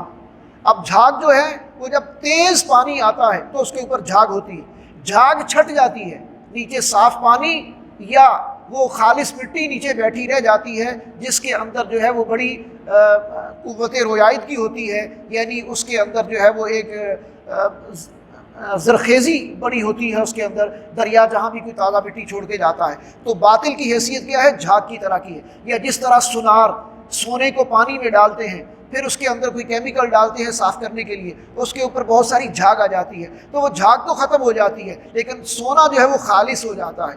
تو باطل کے اندھیرے جب چھٹ جاتے ہیں تو پھر حق جو ہے وہ نمودار ہوتا ہے۔ باطل کی جو بھی ظاہری ٹیپ ٹاپ ہے یا رونق ہے، یہ چہل پہل ہے، یہ ساری عارضی ہوتی ہے، اس سے متاثر نہیں ہونا چاہیے، اس سے پریشان نہیں ہونا چاہیے۔ اللہ تعالیٰ ہمیشہ اللہ کی مدد حق اور اہل حق کے ساتھ آتی ہے، اور حق والے ہی غالب ہوتے ہیں۔ پھر اگلے رکوع کے اندر جو ہے تیسرا رکوع ہے سورہ رعد کا، اس میں اہل ایمان کی کچھ صفات ہیں جو بیان کی گئی ہیں، اور اس میں انہیں سب سے پہلے تو حق کو پہچاننے کا ذریعہ کیا ہے؟ قرآن مجید، اس کا ذکر ہے کہ حق کو پہچاننا ہے تو ہمارے پاس کسوٹی کیا ہے؟ قرآن مجید۔ جو چیز بھی قرآن مجید کی تعلیمات پر پورا اترتی ہے، اللہ کے رسول نے بھی فرمایا نا کہ میں 2 چیزیں تمہارے درمیان چھوڑ کر جا رہا ہوں، ترکت فیکم امرین لن تضلوا ما تمسکتم بہما کتاب اللہ و سنتی، میں 2 چیزیں تمہارے درمیان چھوڑ کر جا رہا ہوں، اگر تم ان کو مضبوطی سے تھام لو گے تو تم جو ہے وہ کبھی ہلاک نہیں ہوگے، کبھی برباد نہیں ہوگے۔ اور وہ کیا ہے؟ کتاب اللہ، اللہ کی کتاب، و سنتی، اور میری سنت۔ تو اللہ کی کتاب اور نبی کی سنت یہ حق کو پہچاننے کی ایک کسوٹی ہے۔ ہم نے اگر آج کے دور میں بھی پہچاننا ہے کہ حق کہاں ہے اور کس کے ساتھ ہے، تو ان دو چیزوں کو معیار بنانا چاہیے، اور اپنا جائزہ لینے کے لیے، اپنی اصلاح کے لیے بھی ان دو چیزوں کو ہی معیار بنا کر زندگی گزارنے کی کوشش کرنی چاہیے۔ پھر فرمایا کہ اللہ کے نیک بندے وہ ہیں کہ جو اللہ کے ساتھ کیا گیا عہد اس کو پورا کرتے ہیں۔ اللہ کے ساتھ عہد ہے، ایاک نعبد و ایاک نستعین، یہ قول و قرار ہے، یہ عہد ہے کہ ہم اللہ کے بندے بن کر زندگی گزاریں گے، تو وہ اس عہد کو پورا کرتے ہیں۔ پھر یہ کہ وہ عام لوگوں کے ساتھ بھی وعدوں کی خلاف ورزی نہیں کرتے، اللہ کے ساتھ بھی اپنے وعدے پورا کرتے ہیں، عام انسانوں کے ساتھ بھی وہ اپنے وعدے جو ہیں وہ پورا کرتے ہیں۔ پھر یہ کہ اللہ تعالیٰ نے جہاں جہاں تعلق کو برقرار رکھنے کی ترغیب دی ہے تو وہ صلہ رحمی کا لحاظ کرتے ہیں، وہ صلہ رحمی کا جو ہے وہ خیال کرتے ہیں، اس لیے کہ اللہ تعالیٰ نے قرآن مجید میں اور اللہ کے نبی صلی اللہ علیہ وسلم نے احادیث مبارکہ میں صلہ رحمی کی بہت اہمیت بیان کی ہے کہ جو قریبی رشتہ دار ہیں ان کا لحاظ کیا جائے، ان کی کڑوی کسیلی باتیں بھی برداشت کی جائیں، ان سے قطع تعلق کسی صورت نہ کیا جائے، ان کے ساتھ جڑ کر رہا جائے۔ تو یہ نیک بندے جو ہیں وہ صلہ رحمی کا بھی لحاظ بہت کرتے ہیں اور لوگوں کے ساتھ تعلق کو برقرار رکھتے ہیں۔ پھر آگے فرمایا کہ یہ نیک بندے جو ہیں یہ ان کی صفات بیان ہو رہی ہیں کہ وہ اللہ سے ڈرتے رہتے ہیں، اللہ کا ڈر ان کے ہر وقت جو ہے وہ دلوں کے اندر ہوتا ہے۔ پھر یہ کہ وہ ہر حال میں اللہ کی رضا کے متلاشی ہوتے ہیں، انہیں ایک ہی فکر ہوتی ہے کہ ہمارا رب ہم سے راضی ہو جائے۔ پھر یہ کہ وہ نماز قائم کرتے ہیں، اور یہ کہ وہ اللہ کے راستے میں اپنا مال خرچ کرتے ہیں اللہ کی رضا حاصل کرنے کے لیے۔ اور پھر یہ کہ وہ اپنے والدین کے ساتھ بھی حسن سلوک سے پیش آتے ہیں، اور اپنی بیوی بچوں کے ساتھ بھی وہ اچھا برتاؤ کرتے ہیں۔ یہ ہے وہ جو ساری صفات ہیں اہل ایمان کی، وہ بیان کی گئی۔ جبکہ اس کے مقابلے میں جو لوگ بھی نافرمانی کی زندگی گزارتے ہیں ان کی زندگی میں کبھی امن اور سکون نہیں ہوتا، اور دنیا میں بھی ان پر اللہ کی لعنت ہوتی ہے اور آخرت میں بھی وہ عذاب میں جھونکے جائیں گے۔ اس کے بعد اگلا رکوع ہے رکوع نمبر 4۔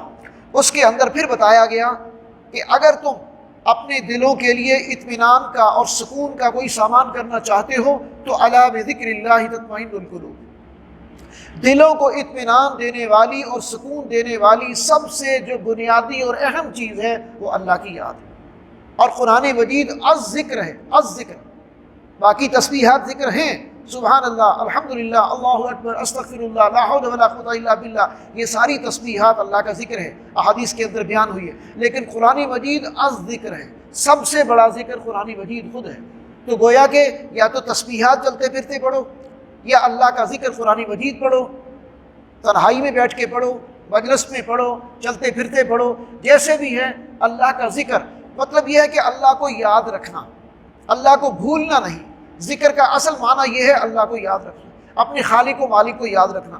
تو یہ باقی یہ کہ اللہ فرماتے ہیں کہ ہم یہ جو کفار اور مشرکین مطالبے کرتے ہیں نا کہ ہمیں معجزات دکھائے جائیں، تو قرآن مجید میں ہے کہ اللہ قادر ہے اس بات پر کہ اللہ جو ہے وہ ایسے ایسے معجزات دکھائے۔ وَلَوْ أَنَّ سُيِّرَتْ بِهِ الْجِبَالُ أَوْ قُطِّعَتْ بِهِ الْأَرْضُ أَوْ كُلِّمَ بِهِ الْمَوْتَىٰ، کہ اگر ہم قرآن کے ذریعے سے یعنی پہاڑوں کو چلتا کر دیں، یہ لوگ اپنی آنکھوں سے پہاڑوں کو چلتا ہوا دیکھ لیں، زمین کو ٹکڑے ہوتے ہوئے دیکھ لیں، یا مردے ان کے ساتھ کلام کرنے لگ جائیں، پھر بھی یہ معجزات دیکھ کر ایمان نہیں لائیں گے۔ یہ معجزات تو صرف نبی کو آزمائش میں ڈالنے کے لیے مطالبہ کرتے ہیں، معجزات دیکھ کے لوگ ایمان نہیں لاتے۔ حق لوگوں پر واضح ہو جاتا ہے نبی کی دعوت کے نتیجے میں، نبی کے پیغام کے نتیجے میں۔ نبی اتنے خلوص کے ساتھ، اتنی ہمدردی کے ساتھ اور اتنی وضاحت کے ساتھ جو ہے وہ حق واضح کرتے ہیں کہ حق واضح ہو چکا ہوتا ہے۔ باقی یہ معجزات ان کی ہٹ درمی پر مبنی ہوتے ہیں، اور معجزہ دکھانا اللہ کے اختیار میں ہے، نبی کے اختیار میں نہیں۔ نبی اپنی مرضی سے کبھی کوئی معجزہ نہیں دکھا سکتا، اللہ اپنے نبیوں اور رسولوں کی مدد میں معجزات نازل فرماتا رہا ہے۔ بات سمجھ آئی کہ نہیں؟ اللہ اپنے نبیوں اور رسولوں کی نصرت میں، ان کی حمایت میں معجزات کا نزول فرماتے رہے ہیں۔ یہ اللہ کی سنت ہے، اللہ کا طریقہ ہے کہ جس کو اپنا نبی بنایا، اپنا رسول مبعوث کیا، اس کی تائید میں اللہ معجزات نازل فرمائے گا۔ تو باقی یہ ہے کہ یہ مکہ والوں کو آپ پیغام دے دیں، اے نبی ان مکہ والوں کو پیغام دے دیں کہ اب ان کی مہلت ختم ہوتی جا رہی ہے۔ مہلت کیسے ختم ہو رہی ہے؟ یہ دیکھ نہیں رہے کہ دین پھیلتا جا رہا ہے، مسلمانوں کی تعداد میں اضافہ ہوتا جا رہا ہے، کفر سکڑتا جا رہا ہے اور کافر منتشر ہوتے چلے جا رہے ہیں، تو ان پر جو ہے وہ زمین تنگ ہوتی جا رہی ہے۔ اب یہ پیچھے جو بتا کے آئے ہیں کہ مہلت ختم ہو رہی ہے، یہ جو دوسری قوموں کے عذاب کے واقعات سنائے اس میں حکمت کیا ہے کہ مہلت ختم ہو رہی ہے، جن لوگوں نے نافرمانیاں کی ان کا انجام دیکھو، تم باز آ جاؤ، توبہ کر لو، اللہ کے نبی کی آواز پر لبیک کہو، ان پر ایمان لے آؤ اگر اللہ کے عذاب سے بچنا چاہتے ہو۔ یہی راستہ ہے عافیت کا، یہی راستہ ہے اللہ کے عذاب سے بچنے کا۔ لیکن جو لوگ نہیں مانے تو ظاہر ہے کہ پھر اللہ تعالیٰ نے پہلا عذاب جو اہل مکہ پر نازل کیا وہ غزوہ بدر۔ غزوہ بدر جو ہے یہ کسی عذاب سے کم نہیں تھا۔ اصل میں مکہ کے اندر جو عذاب نازل نہ کرنے کی بات ہے نا، اس میں حکمت کیا تھی؟ اللہ کا گھر وہاں ہے اور پھر اللہ کے نبی صلی اللہ علیہ وسلم وہاں موجود تھے، تو اللہ نے خود بتایا قرآن مجید میں سورہ انفال میں کہ اے اللہ اے اللہ کے نبی، یعنی اے ہمارے نبی، آپ وہاں موجود ہیں، ہم آپ کی موجودگی میں کیسے عذاب نازل کرتے ہیں؟ اور پھر اللہ کا گھر وہاں موجود ہے، اس بستی پر عذاب کیسے آ گئے؟ لہذا بڑے بڑے کافروں کو، بڑے بڑے باغیوں کو مکہ سے نکال کر میدان میں لایا گیا۔ وہ جس طرح سانپ کو مارنے کے لیے بل سے نکالا جاتا ہے نا، سانپ کو مارنے کے لیے اس کے سوراخ سے باہر نکالا جاتا ہے، اس لیے یہ بڑے بڑے سانپ تھے، یہ جو کفر کے سردار تھے، یہ جو مشرکین تھے بڑے بڑے، ان کو مکہ سے نکال کے بدر میں میدان میں لایا گیا، اور پہلی ہی لڑائی کے اندر نہتے 313 اور ان سے ان کو نشان عبرت بنا دیا گیا۔ تو یہ کہ کسی عذاب سے کم ہے؟ ان کی کمر ٹوٹ کے رہ گئی، 70 قیدی ہو گئے تھے اور 70 جو ہے وہ مارے گئے تھے، تو یہ عذاب تھا۔ تو یہ سارا کچھ جو پیچھے بیک گراؤنڈ میں سنایا گیا، بتایا گیا، یہ اسی لیے کہ تمہاری مہلت ختم ہو رہی ہے۔ اب بھی عافیت اسی میں ہے کہ تم اللہ کے رسول صلی اللہ علیہ وسلم کی دعوت پر ایمان لے آؤ اور جو ہے وہ ان کا ساتھ دو۔ لیکن مشرکین بہرحال باز نہیں آئے اور بالآخر وہ اللہ کے عذاب کی زد میں آئے۔ اور آخری رکوع کے اندر نبی اکرم صلی اللہ علیہ وسلم سے خطاب کرتے ہوئے کہا گیا، آپ کے ذمے حق بات کو پہنچا دینا ہے۔ انبیاء اور رسول کی بعثت کا مقصد بھی یہی ہوتا ہے، اللہ کے پیغام کو بندوں تک پہنچا دیا جائے اور اپنے تئیں ان پر عمل کر کے ایک نمونہ بھی پیش کر دیا جائے کہ اللہ کے اس حکم پر اس طرح عمل کرنا، اس حکم پر اس طرح عمل کرنا۔ باقی اگر پھر یہ نہیں مانتے تو یہ معجزہ دیکھ کر تو نہیں مانیں گے، یہ آپ ایک انہی میں سے ہیں اور ان کے سامنے عملی نمونہ پیش کر رہے ہیں اپنی سیرت و کردار کا۔ آپ کو دیکھ کر اگر ایمان نہیں لا رہے تو معجزہ دیکھ کر ایمان کیسے لے آئیں؟ تو اس لیے یہ لوگ معجزہ دیکھ کر ایمان نہیں لانے والے۔ لہذا آپ صلی اللہ علیہ وسلم کو تسلی دی گئی ہے کہ آپ ان کی ریشہ دوانیوں سے گھبرائیں نہیں اور ان پر واضح کر دیں کہ اب ان کی مہلت ختم ہو رہی ہے۔ اب جو ہے وہ بچیں گے وہی جو محمد الرسول اللہ صلی اللہ علیہ وسلم پر ایمان لائیں گے، جو انکار پر اڑے رہیں گے وہ اللہ کے عذاب کی زد میں ہوں گے۔ اور حضرت محمد صلی اللہ علیہ وسلم اللہ کے سچے نبی ہیں، یہ گواہی دے یا نہ دے، یہ سارے کے سارے آپ کا انکار کر دیں، اللہ گواہی دیتا ہے کہ آپ اللہ کے سچے نبی ہیں۔ اللہ گواہی، اللہ کی تائید و نصرت آپ کے ساتھ ہے اور اللہ کی مدد آپ کے ساتھ ہے، اور بالآخر یہ ذلیل و رسوا ہوں گے اور آخرت میں جہنم کا ایندھن بچیں گے۔ صدق اللہ العظیم۔ اللہ رب العزت مجھے اور آپ سب کو جو کچھ بھی ہم یہاں بیان کر رہے ہیں، اس میں جو خیر کی باتیں، جو ہدایت کی باتیں ہمارے سامنے آ رہی ہیں، اللہ مجھے بھی اور آپ کو بھی عمل کی توفیق عطا فرمائے، اپنی اصلاح کی توفیق دے۔ وآخر دعوانا الحمدللہ۔